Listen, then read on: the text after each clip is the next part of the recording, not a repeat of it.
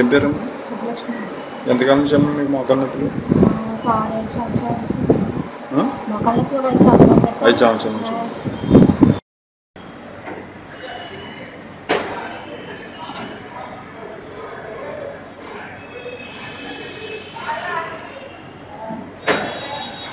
ఎలా ఉందమ్మా ముందుకు ఇప్పటికి? బాగుందండి. తేడా ఏంటి? నొప్పి తగ్గిందండి, ఫ్రీగా ఉంది.